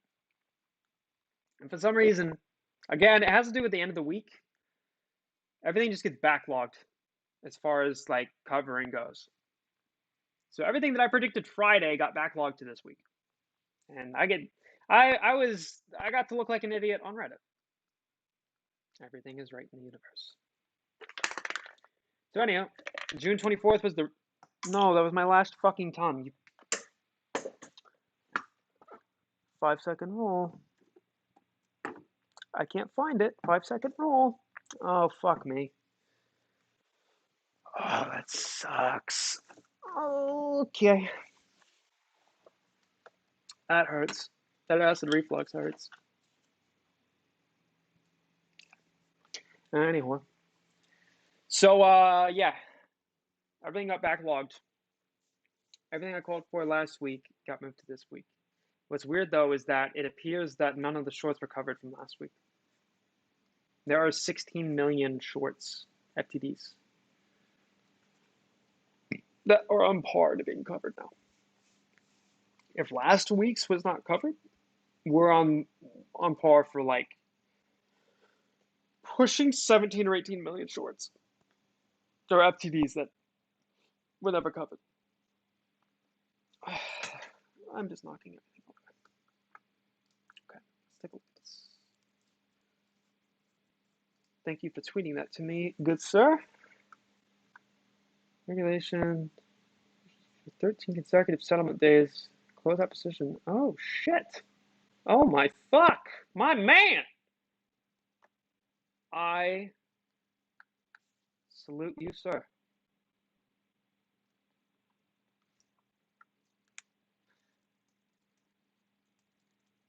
Let me overhype the fuck out of this like I always do. Wait until Mr. Bigums. Wait until Mr. Bigums sees this.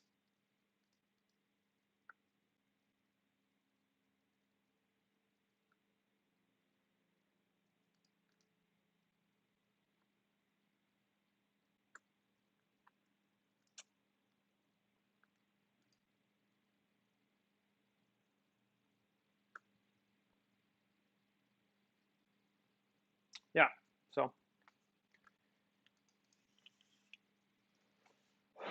This thing is so fucking close, man.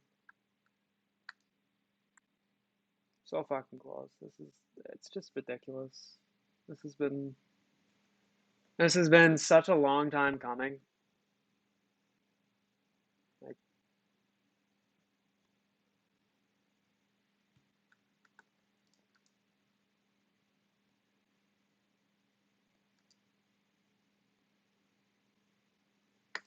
unreal.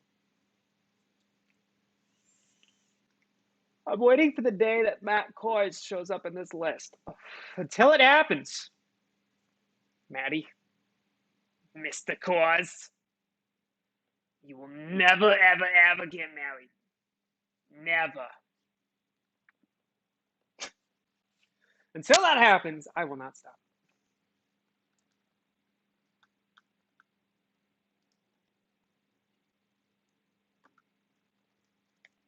It's not 550 orders. My friend, there's a DD on stock. This means they're sending almost all batteries to stock. I don't know, going to the positive sales that is short volume. Yes. It inevitably translates to buy pressure of that net value. It's very odd. Like, that's another thing that, like, the stock market will drive home. That, this for every action, there's an equal numbers of reaction thing. Like, yeah, but, like, there's so many things you can do to hedge with the elements. Like, you have no idea how much value time has than in the stock market. Like, the reason why your options will expire worthless is because they run out of time. Imagine if you could have a theta-less option. Well, that's just called buying the stock. Well, maybe I don't want to buy the stock. Maybe I want to have more exposure to upside. Well, that comes with proportionate downside, my friend. You are exchanging more rapid price movement with losing time on your intrinsic value. That's how it works. Ebbs and flows. Net zero-sum game. How long have I been holding? Oh, man. So I've always kind of been in and out, and I have no problem admitting that. I know there's a lot of zealousness as far as holding goes, and my life has had a lot of chaos in it. And the money that I've been able to make through this, I've used to help my family, my friends, myself. Um, at the end of the day, though, I'm always jumping back in. So I've been in this since early February. Yeah. I was too stupid to understand what was going on back in January. But yeah, you know.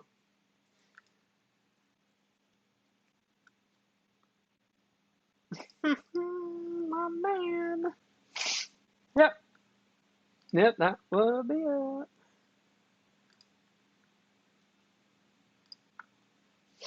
Yeah, no, I'm not even worried about being judged. I wish people were more okay with the idea that some people are going to sell. It's fine.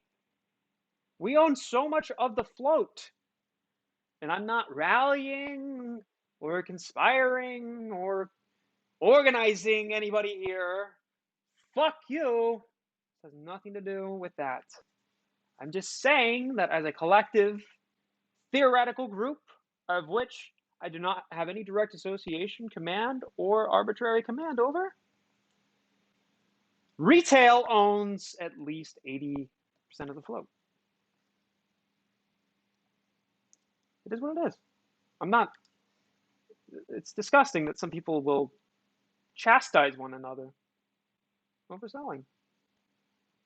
When we know that it's already 34 days fucking behind, it doesn't even matter. It's not going to show up for 34 days.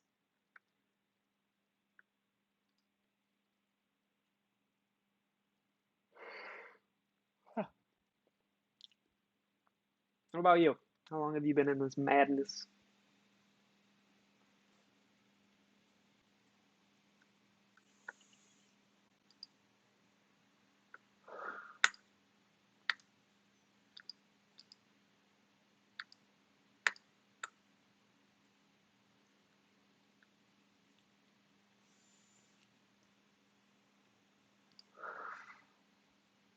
Up to 35 days following the trade date. Okay, so even if it gets marked as an FTB, it's still the trade date plus 35.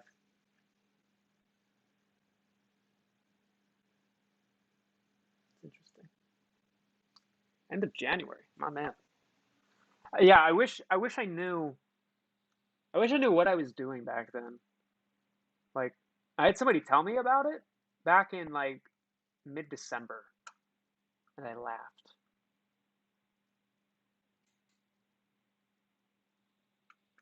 I laughed, and let me tell you, if I could have bought GameStop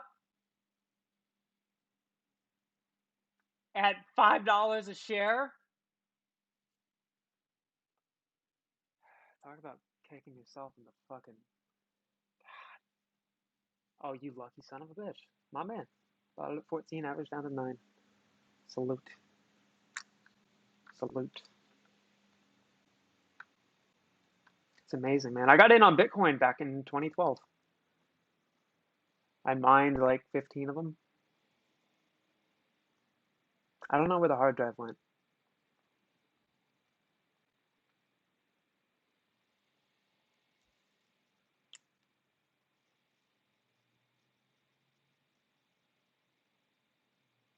Held all the way down to the. Wow. Balls of steel right there, man. Thanks for giving me a couple of wrinkles. You're a smart dude. I've just done the wrong things enough times to know not to do them again. I get lucky, but I appreciate it. Thank you. Yeah, to be holding through all that, man. Like, I don't give a shit anymore. I just don't. I've educated myself enough and provided myself enough confirmation bias. Uh, but seeing how all the money in the market is revolving around this thing, I don't worry anymore. You just don't. It makes no sense. I worry when I worry when it's going up. I worry when it goes up now. I think to myself, God damn, I wish I had more money to throw at this thing.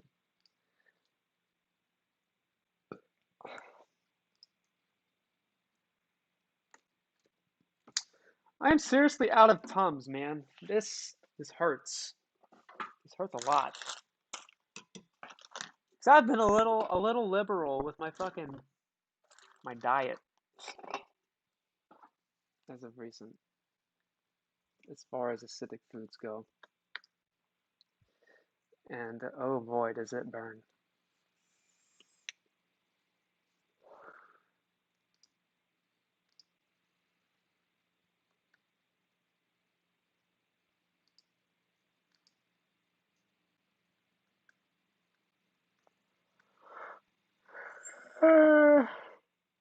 Huh.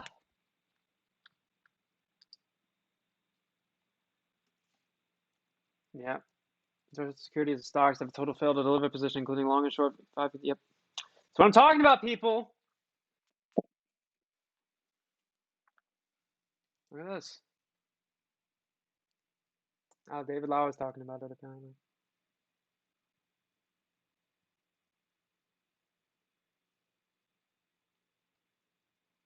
Am I reading this right? Wait. Jimmy hit the list. Wait, Kersey, didn't you say this? I think Kersey said this. Somebody mentioned this.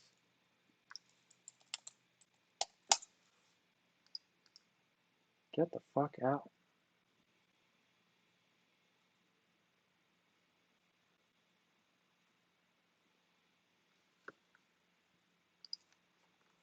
So is this the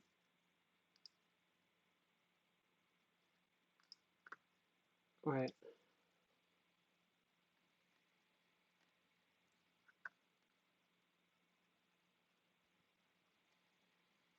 Am I reading this right? So a week after GameStop hit the threshold list, the 28th was a Wednesday, I believe, a Wednesday or a Thursday. So the week after that report, a week after this hitting the threshold list, was the day after the FINRA short interest report, which would have shown GameStop at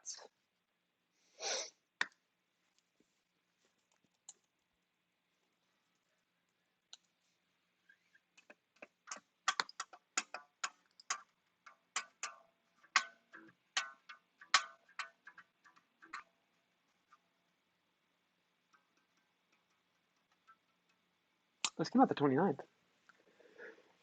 Or did it? No, it didn't.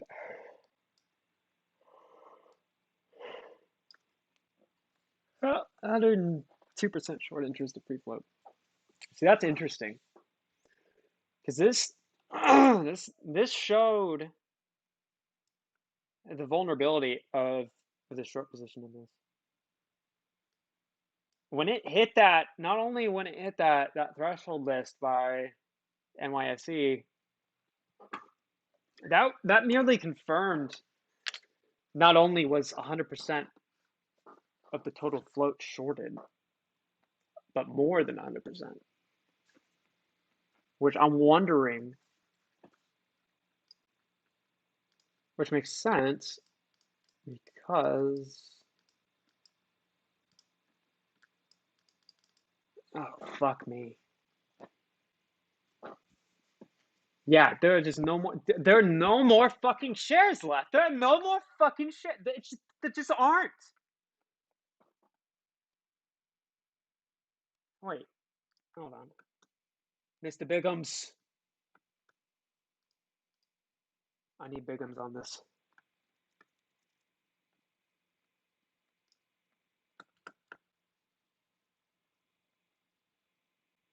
Fuck. Okay, hold on.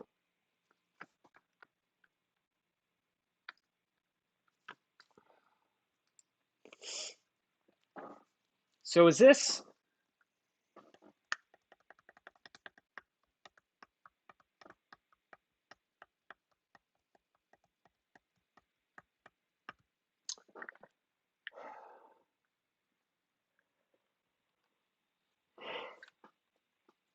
trying to fucking understand here.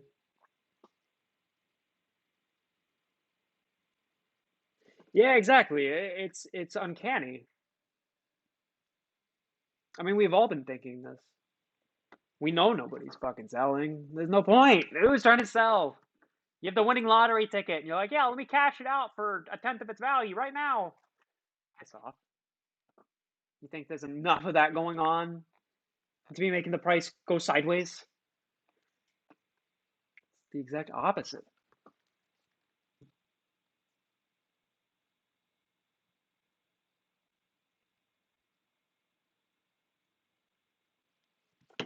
Nobody's fucking selling, dude. Why would you have to sell? There's no point. There's literally like for the amount of volume, there's just no reason. It doesn't make sense. This is not retail selling. The majority of the float ownership, that party is not responsible for any downward movement. Just plain and simple. This is not just no. It's just absurd. Like, yes, I'm sure there's a little bit of downward pressure. I do not deny that. But anything that looks like this, not retail, not retail, not retail, not retail, not retail, not retail, not retail, not retail, not retail. Yeah, that's what I'm beginning to think. If because I know that the shares outstanding is somewhere around 440 million, I think, or something like that. Call it 500 million just for easy numbers. And so if we own 400 million shares, 500 million shares, whatever it comes out to, but the net is the position the number of shares, and the net short volume would be just on the day, I think.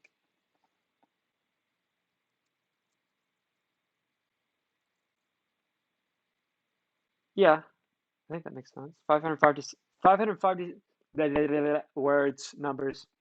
Negative 556 million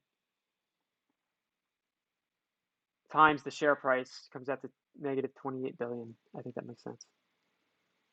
Hey, my man, Mr. Bigums. Hey, love it. Let me fucking only 900 people messaging you. Get the fuck out.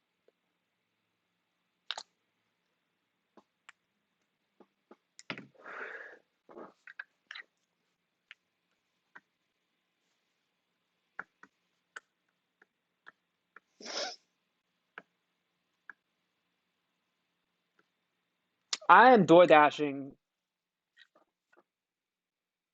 some fucking caffeine.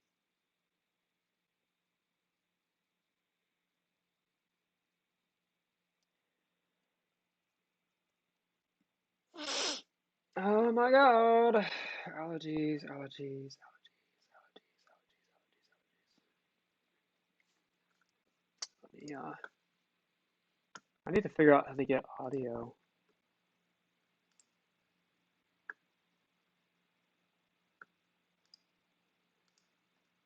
Such a pain.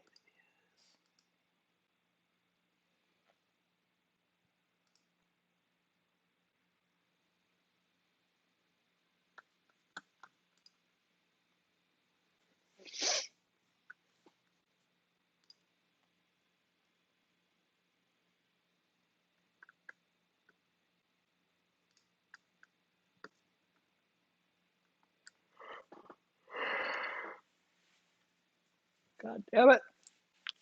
I don't want to sleep. I want to stay up for pre-market.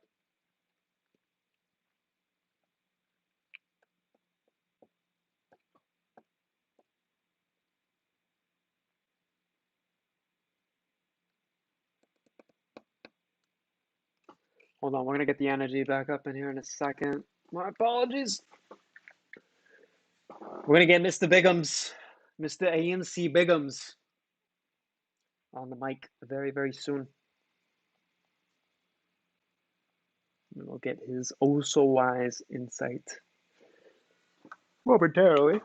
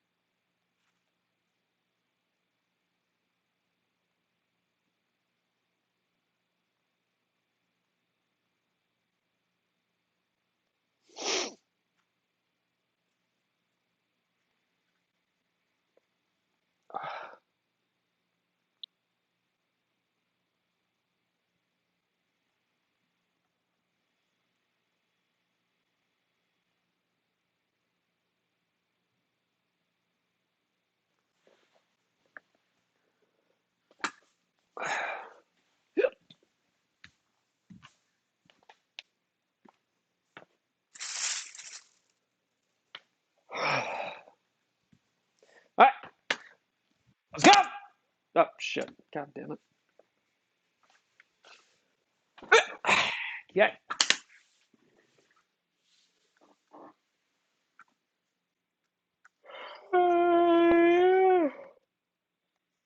God damn it. All right. Fucking, I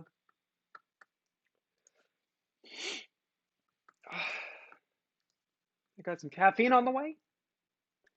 Das is good. I need to figure out the, why there's no fucking audio for this.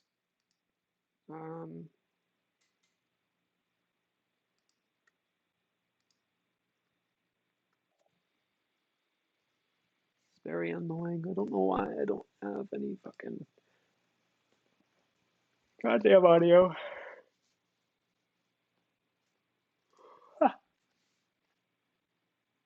Yeah, that's annoying.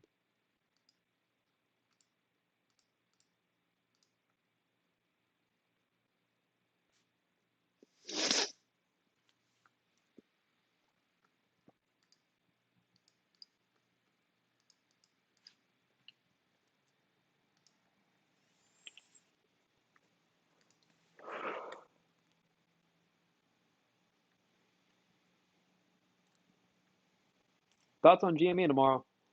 GME is a weird one because it's kind of in a stasis as far as price action goes. It's really annoying. I hate it. But it is in line with the T21 and T35 cycle. That has yet to show itself. So still very hopeful on it. And I believe that it can squeeze any day now.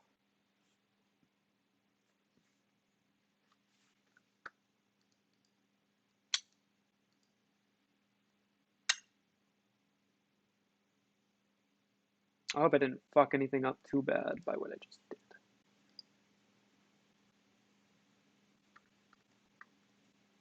See, it basically reads like FD is not only legal fashion, but there's a benefit. Failure is an option. Okay, all right.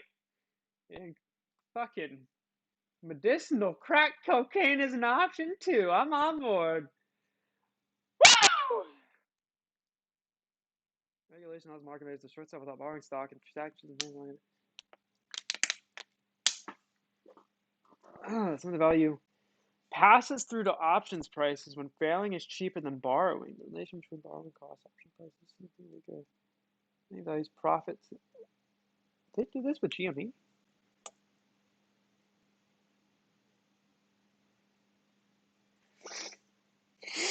The buyer allows the fail.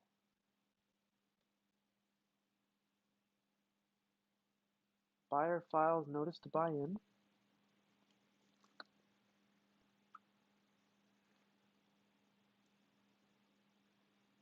This is on a T+6 basis. Good find, sir. Good find.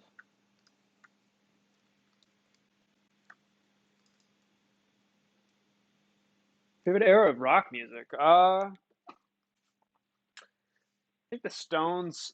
The Stones and GNR. I think they have their own little like niche, so to speak. I feel like the Stones.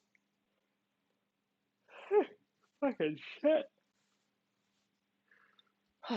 The Stones kind of adapted to whatever the era called for, and they did a killer job at it every time.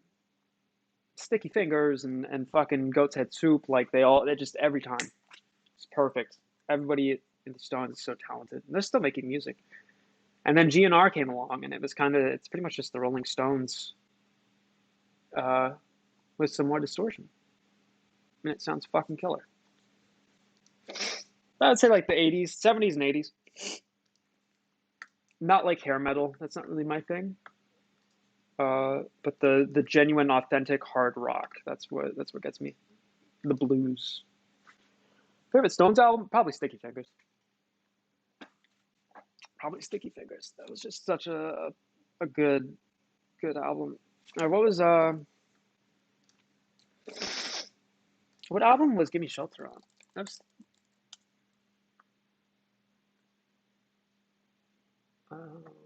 Let It Bleed. No, Let It Bleed. I'm sorry. I confused the two. Let It Bleed. Let It Bleed with Gimme Shelter. It's fucking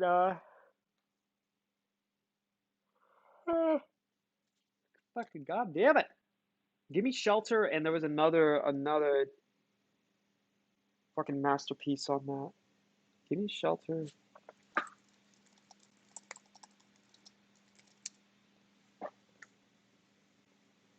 Yeah, give me shelter. You can't always get what you want. Monkey Man, Midnight Rambler.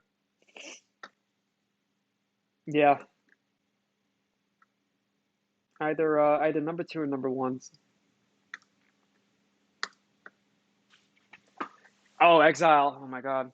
That's what I mean, man. Like you got so much artistry from every single record those guys put out. It was all heart and soul. No matter what it was. No matter what it was. It was 110%, and it was raw, it was genuine and authentic, and that's what this world is missing nowadays.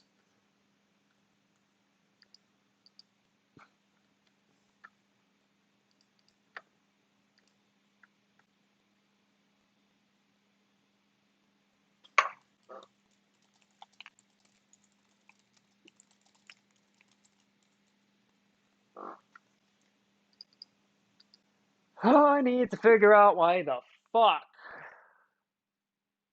I don't have any audio options for desktop audio. This is very, very, very much confusing, and I do not like it. And it makes me very angry, actually. Um,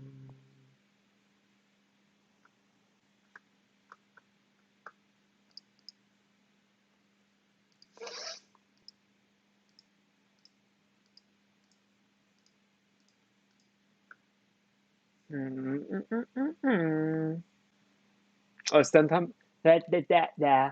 Temple Pilots. Rest in peace, Mr. I'm an asshole. I can't remember his name. I'm fucking exhausted. Scott Weiland. Rest in peace.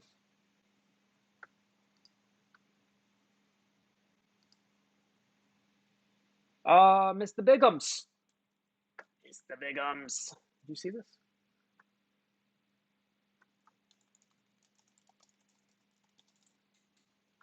Let me get some eyes on this. I'm gonna go take a shit, actually.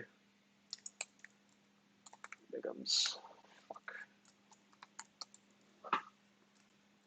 At AMC Bigums. Yeah. That. All right. Burb.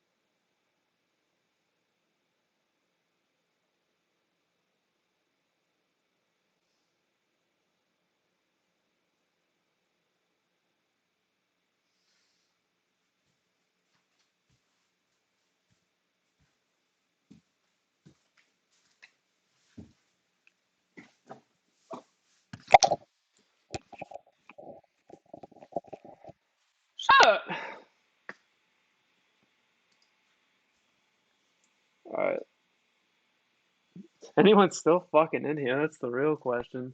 Hard to entertain when you're in the middle of taking a shit the other room.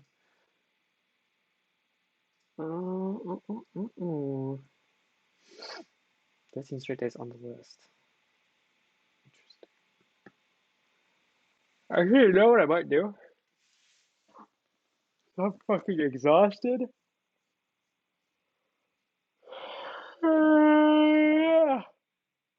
I was so fucking out of it, man. I think what I'm gonna do actually is pass the fuck out until pre-market, because I am super schlep. I'm extremely schlep.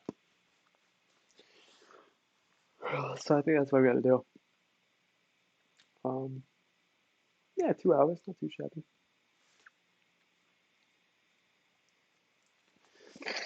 Yeah, I'm gonna go pass the fuck out. I've been up way too long. Um,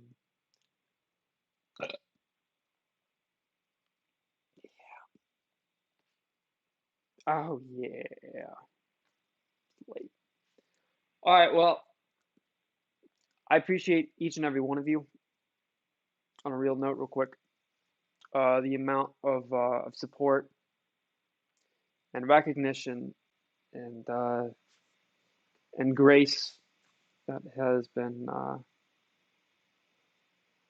been a part of me and my fucking uprising, dude. Because I'm fucking like famous as fuck now, dude.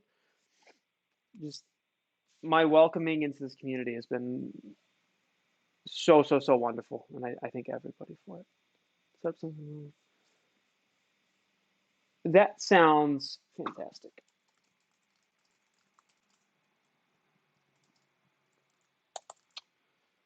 Okay, tomorrow night we're gonna have a little discussion with Mr. Bigums, my right hand man. Um, that will be a very interesting discussion. There's a lot of really smart fucking people in this community, and a lot of them have not gotten the recognition they deserve. And I think the sooner that we recognize these people, the sooner we'll be able to understand what's going on.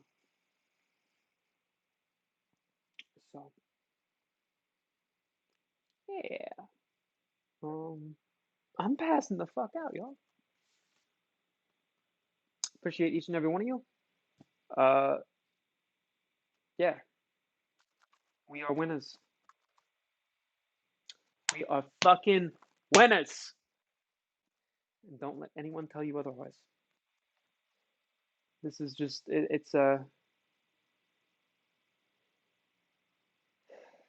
we've got pocket aces, bitches. There's